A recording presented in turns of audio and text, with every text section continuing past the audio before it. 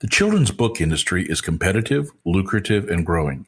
It is estimated that in 2022, children's book sales in the U.S. will generate a revenue of $2.6 billion. The most popular children's book in today's market are about empowered females, dragons, unicorns, pugs, yes, I said pugs, wild creatures, ghosts, monsters, and scary things, video games, mysteries, things that are gross and goofy, and non-fictional titles. Books about Hispanics or Hispanic children don't even come close to making the top 10 list. The fact of the matter is, out of all the children's books published in 2017, only 2% were written by Latinos.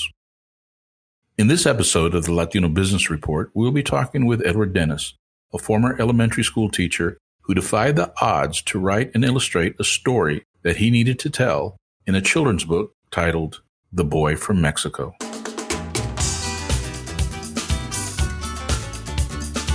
Welcome to the Latino Business Report. This podcast covers business, people, and issues of the day from a Latino perspective. The Latino Business Report is brought to you by TAMAC, the Texas Association of Mexican American Chambers of Commerce. TAMAC is the leading Hispanic business organization in Texas since 1975. Now for your host, J.R. Gonzalez. And welcome to another episode of the Latino Business Report. Today, our guest is Edward Dennis. Edward, how are you doing today? Good. I'm doing good, JR. Thank you for having me. Well, thank you for being here, sir. And let me just tell you, Dennis, I am very, very impressed. As I started reading about you and what you've accomplished in such a short period of time, it's just totally amazing. Now, Dennis, this is the Latino Business Report, so let's talk about the business end of things. I know that writing a book is that's difficult itself, but to get it published and for you to have written your very first book, a children's book, may I add, and to have it published, that's an amazing feat. How did you pull that off? Yeah, well, I have a good support system. I'm very determined, and I would say I'm maybe lucky. I think some luck has to play in that. Getting a publishing deal is not easy. That's why so many people go the self-publishing route. It's so popular these days. I know that when a publisher takes on a book, it's a business decision. The story has to resonate with them and their customers. Ultimately, I was very fortunate that my first go at this is going to be in major retailers, and I'm very excited about that. Well, I tell you what, but the fact I'm not trying to diminish your talent or your ability, but first try out and you get a publisher, that's pretty cool. That really is. Thank you. When you said that this is going to be in major retail outlets, who else is going to carry this book? So right now it's open for pre-order, but when it is physically available after November 8th, it will be in Walmart, Target, Barnes & Noble, some stores in Australia, the UK, and Canada, and Mexico. It's online at Amazon and a few other places. If you go to theboyfrommexico.com, you can see all that. Wow. Your first book. The Boy from Mexico. Edward, I have a feeling we're going to be hearing a lot more about you in the near future, but do me a favor here. Tell us a little about yourself and what inspired you to write this book. Yes, I myself am not an immigrant. I am third generation, but I was a teacher for a few years. And a few years ago in 2016, there was some political debates over the border and building the wall and things like that. And the topic of immigration was such a hot topic. My students would come into the classroom and asking me, Mr. Dennis, and I would say, yes. And they'd tell me, is it true what they say about us, that we're all criminals, this, and that? And I said, no, you guys, it's not. And I wish then there was lessons or books to give to them to help them and guide them through those tough times, and there wasn't. So that's where I come in, and that's what inspired me to create this book as a Mexican American. As we look and at the political environment at the time, and it still exists, and so it's alive and well, I can only imagine what those kids were going through. Give us an idea, Edward. What was the size of your class, and how many of those students were actually young Hispanic students? Yes, so I worked in inner city Phoenix at the Phoenix Elementary School District. My class was about 99% Hispanic. The district itself was, I think, 98% Hispanic. Wow. And I taught gifted education, and then I taught special education. So my students were all either parents of immigrants, children of parents who were immigrants, or the children themselves were immigrants. I had a few students actually who had never been to school before, and they would ask me questions and things, especially the older kids, about third or fourth grade, and I would say, "You guys, my Spanish isn't that great," but I would tell them in Spanish, this isn't true, and it was terrible. I didn't have anything to really guide them with. I talk about a wide spectrum from the gifted children to the special ed children. Yep, and everything in between. I don't mind if you don't mind me asking. How old are you anyway, sir? I'm 36. 36 years old, and you were teaching for how long? Let's see. I have a degree in geology, and my other degree was in special and general education. I started when I was 24 teaching till I was probably 30, 31, something like that. And then, so you had a good paying job. Well, you're a teacher. It wasn't that great of a pay. Yeah. you were getting a steady check and some benefits. And you quit that to pursue a career as a writer. Yes. I've always been an artist. A little bit more background on me. I've always been an illustrator artist. I've always done animation. I've worked for a lot of big companies like Disney, Sesame Street, Giant Bicycles. They're a big bike company. Toyota. I've worked for Toyota. So I've worked for a lot of companies, and I finally decided I'm going to use my talents to do something I feel like was more powerful, more impactful to my community. Now, I've seen some of the artwork in your book that you sent me before the podcast recording, and it's just amazing stuff. I mean, I'm very impressed. I mean, you do some good work. So Thank you. You're the illustrator and the author of the book. Yes, I am the author and the illustrator. I wrote it over a period of about 6 months, and it took me about 2 years to illustrate it, day in, day out. And I today, actually, about 4 hours ago, got to see the proof of the book. So they're going to start printing it, I believe, next week. And I got to see the final proof of the book, and I had a little tear come down my eye because it's beautiful. Outstanding. That sounds great. And talk about cutting your own overhead. If you're the illustrator, you don't have to go out and pay somebody. Nice. Exactly. Yeah. Now, you're third generation. Where's your family from originally? So I get that question a lot because people ask me, Dennis, that's a Caucasian name. My ancestors on my father's side that carry that name came from France in the mid 1800s. And my great grandfather, Jorge, came from Navajoa, Sonora to Ajo, Arizona in 1918, where he married my great grandmother. And then they moved to Buckeye about 5 years after that. And then my grandfather moved to Phoenix, where he had my father. And then my father met my mother in Phoenix. My mom's actually from Fresno, so it was good timing, I guess. Okay. Well, you definitely sound proud of your lineage there, and that's definitely legit. You're Latino. I mean, that's cool. But so you have the heritage, and you said your students were asking you questions. The boy in the book, how old is your character in the book? He's 14 because on one of the pages he turns 15 on the bus. So yeah, he's 14 when he's making most of the journey.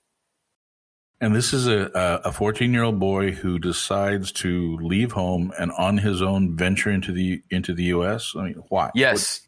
Yeah, this is a story actually that I interviewed quite a number of people, especially when I was teaching. I would interview the support staff. I've had this book, on the burner for a while, and then when COVID hit, I said this is a perfect time to do it.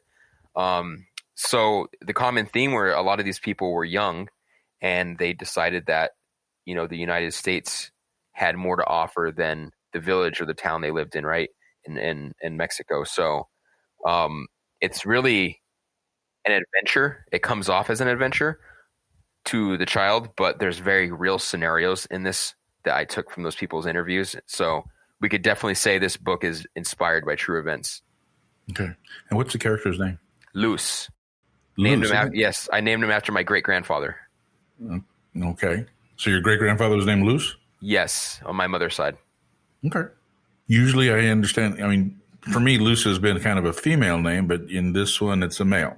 Yes, yeah, it's and you use it as a metaphor as well, don't you? Yes, definitely. It's the Spanish word for light, and he's kind of lighting the way.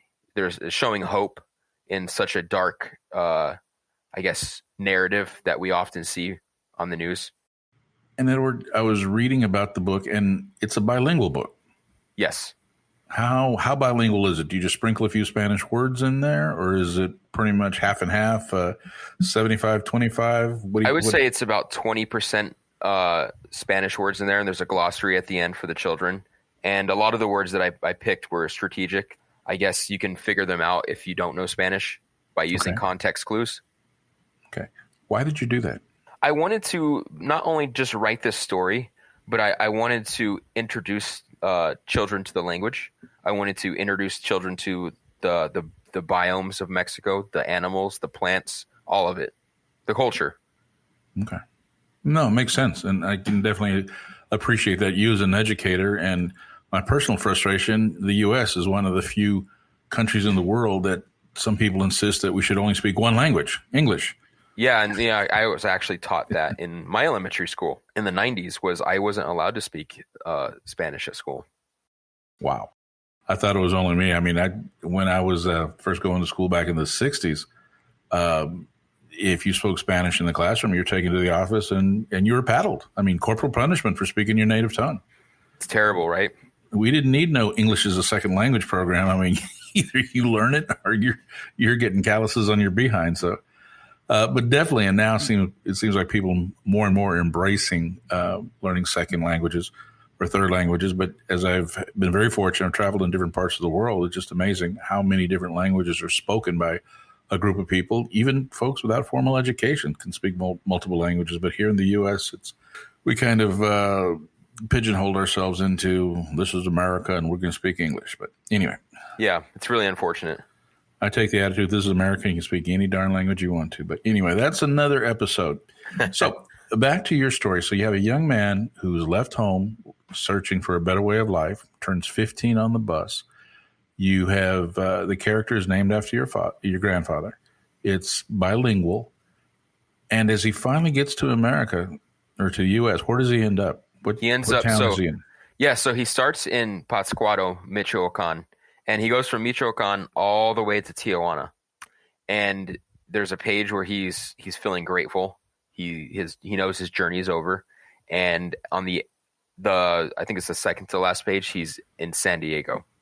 Okay. So does the story end when he's made it to San Diego, or does it go on to him getting acclimated and starting to settle down in a new life? It ends when he gets to San Diego. I think a lot of when you're writing a story for children, you definitely want to keep it to one little event. True. I think you start mixing them up when you get past that. Because I originally, the publisher, I had some pages where he got older and he had a family, et cetera, but the publisher kind of gave me that direction of not going that route. No, I understand. And with kids, it's kind of a narrow window of focus there. For sure. That and some adults too who get all their news and information from the internet. But anyway, as we're looking at your book here, you got it published. How many publishers did you approach? How did you go about? I mean, being self-published would have been the easiest route, but you decided not to do that. You did it the hard way, or the right way, if you will. And can you kind of explain that process for us? Yeah. Oh my gosh. I think that's the number one question I get. People seeing me doing a children's book and they see how successful it's becoming, how it looks, and they think, oh, I can do that. And someone actually wrote me the other day and said that they had a book. They're a dental hygienist, and they said, how do I get it into Target? And I said, oh, that's I mean, if you go to Target yourself, there's only maybe 50 children's books there. And you have to ask yourself, like, okay, those are the, cream of the crop right there that are in the store. So yeah, I want to say I wrote about 100 publishers and 40 literary agents. Those are the people that would represent you. And as the author illustrator, it was my own vision. I had some sample artwork and I had the manuscript, and I've heard horror stories about people that write these stories and they never get them published ever. So I was very fortunate that it only took me a few months after many rejections, but it took me a few months to get a few publishers' attention. And then I finally signed a contract for one. Wow. So even though you wrote all those letters, or 100 letters and all those publishers, did you ever get discouraged in the process? Think it wasn't going to happen? That's a hard question. I never got discouraged in myself or my talent or my storytelling or my artwork or the book. No. But it is disheartening when some publishers would write me and they would ask me to change my character from a brown boy in Mexico to an animal. Okay, stop. They wanted you to do what? Yeah, they wanted me to change my character from an little Mexican boy to an animal. Why? Well, if you read the statistics of children's books being published, there's only 5%, I believe, that are for Latino children, and the rest are for Caucasian children, or they're inanimate objects that they're writing stories about, or animals. And I think a lot of publishers were scared of how real my story was. The business decision. Okay, so sell more books if you write about an animal or a teddy bear and not necessarily a human being. For sure, I think I think a lot of people saw a brown boy on the book and they got scared. Well, did a few of the publishers maybe think that they get scared? I could see why, but did they think it was too political, or it was something they wanted to avoid altogether? I think some people thought it was political, but if you read my story, it's not political by any means. I mean, it's a reflection of life. Yeah, it's very objective. There's no agenda. There's no finger pointing. It's simply, and the way I drew it too is it's simply as if you were there, beginning to end on his journey, just watching him. That's it. So, Edward, when you were writing the story, what did you keep in? I can only imagine you had your students in mind. I mean, you're writing it for children, and it's a children's book. But I can only imagine, especially from the gifted to special ed, some of the questions that you have. So, were a lot of those children's questions that they had for you when you were teaching, were they going through your mind as you were writing the book? For sure, yes, for sure. It was 100% motivated by my students and the issues that I know I'll never have to encounter, but I would put myself in their shoes and say, how would this book help them? Or even how would this book help their Caucasian peers understand them better? So I think the end goal I always wanted for my book was compassion, kindness, empathy. I wanted those things from anyone, whether adult or a child, to read my book and take away from it.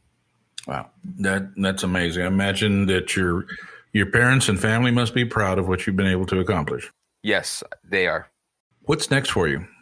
Let's see what's next. Well, I would like to get. I'm working on a coloring book that will be sold along with the book. It's kind of like his journal. It's got word searches, writing prompts, coloring pages, chances to learn the Spanish language. So that's coming. I have my second book. I won't say the title. Wow. But it's about farm.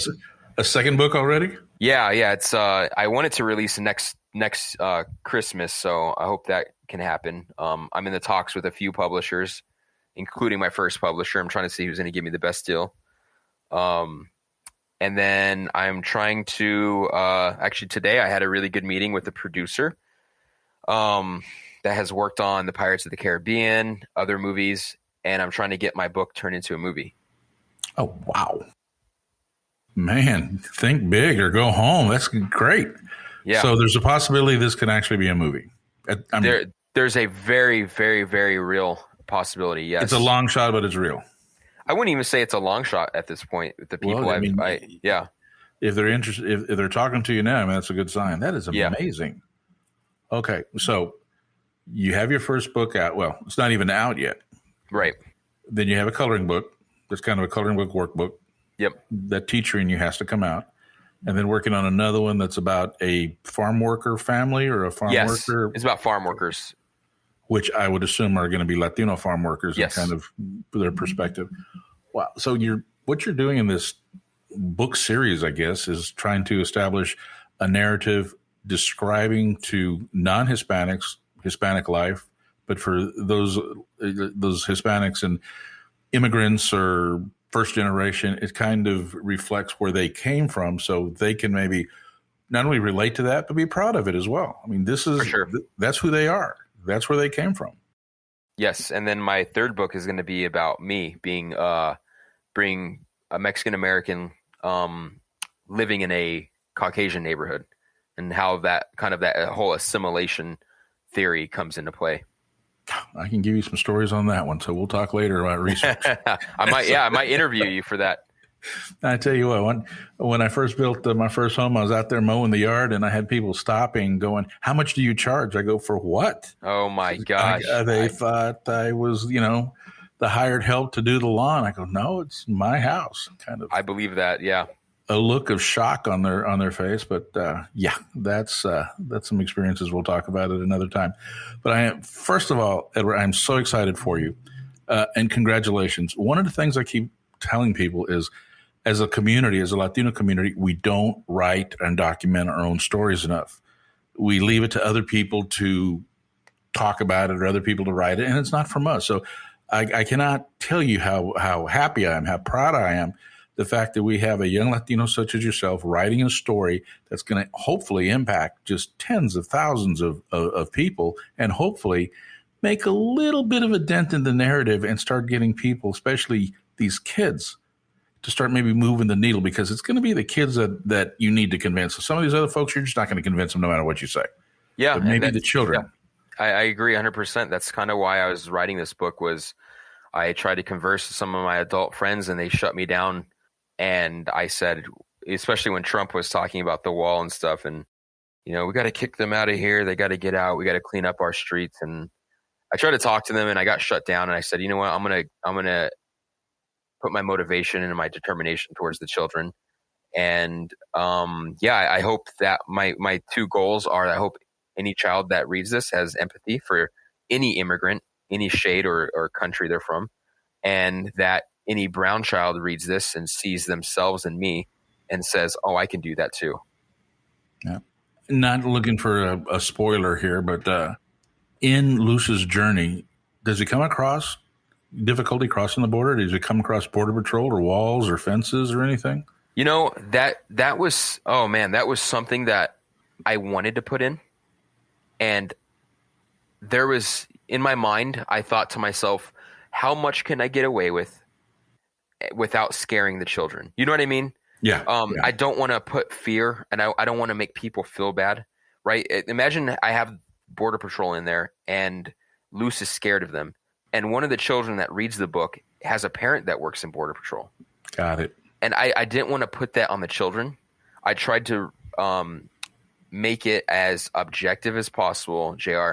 I just didn't. There's things I wanted to put in, trust me. But coming from a child, I wanted them to look at the story. And you know as well as I do, there's a lot of stuff that happens in these journeys that it's scary. It's very scary. It really is. I mean, it's dangerous. It's very dangerous. It's life-threatening. But for a 14-year-old, I mean, but at the same time, that's very realistic. It's happening every day. You see it on the news. Yep, we do. Young men and women coming from all over the world to try to get into the United States through the southern border. As we look at this, I mean, is this a book that adults would probably enjoy reading? I know I'm looking forward to reading it. Yeah, I think anyone that reads it, no matter what age, I think they're going to be impacted by it. Not only the artwork. I've spent. I hope you get the book so you can see the artwork. Let me tell you what, Ed, I am going to commit to you. I will, when that thing is ready, I will order at least a dozen books. I'll ship them to you so you can sign them, because I plan on giving them away as gifts. Yeah, I'll go down there and sign them for you. We'll even make better. An event. We'll make an even event better. or something. It'll save the postage. Yeah. It's I spent I want to say maybe 50 hours on each page, and there's about 64 pages. So wow, 64 pages. Isn't that kind of long for a children's book? It's double the amount of a regular children's book, but there's a lot of pages in my book that are of scenery, of just him walking through different environments. Okay. And I wanted to keep that in there. There's also a lot of pages I dedicated to questions for reflection on immigration, and whether a teacher or parent's writing it, they could ask their child or these children these questions. I think it enhances the experience. So this book could be read not only by individuals for entertainment purposes, but it's also a teaching tool. For sure. Do I understand that correctly? Yeah, for sure. I can see where possibly school districts might be interested in this book. Yes, I would hope so. I after reading it myself today, when I saw the final proof, I was like, this should be required reading for first through third graders, because that's who it was aimed towards. especially in border states. It would definitely be nice if it was required reading. Yeah. So it brings me back to the business question. Okay. Now, how does it work?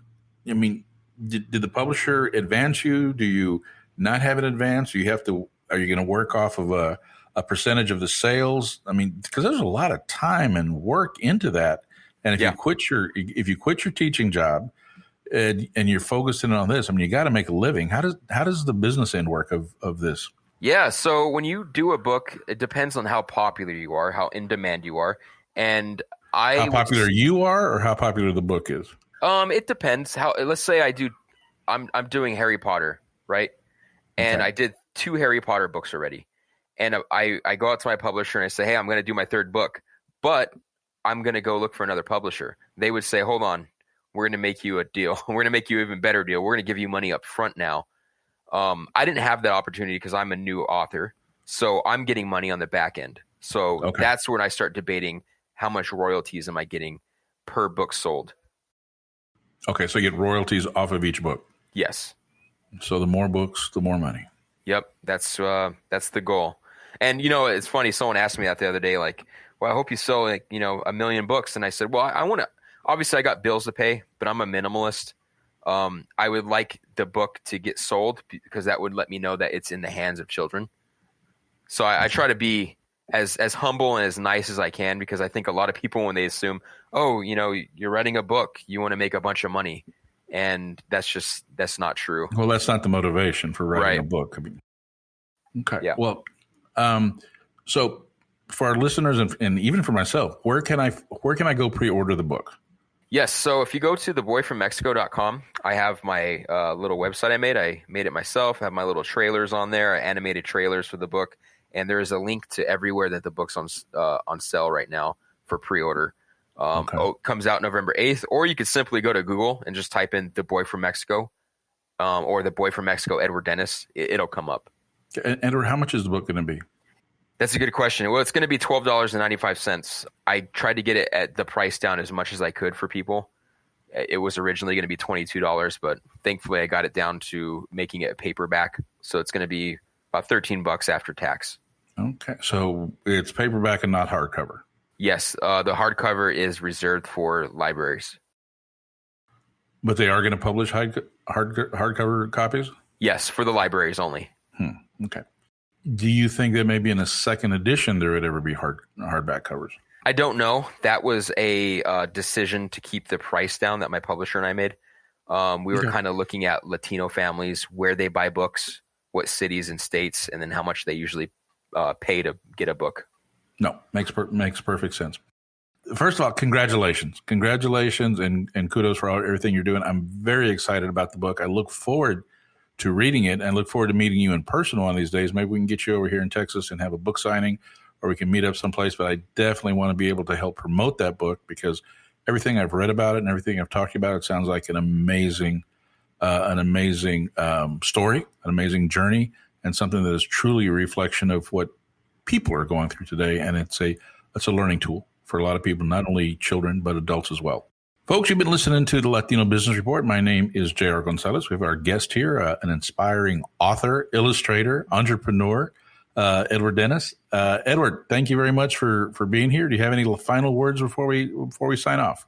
Thank you for having me, JR, and I would love to come to Texas. My mom was born in Dallas, so anytime you want me to come, I'll be there. Outstanding. All right.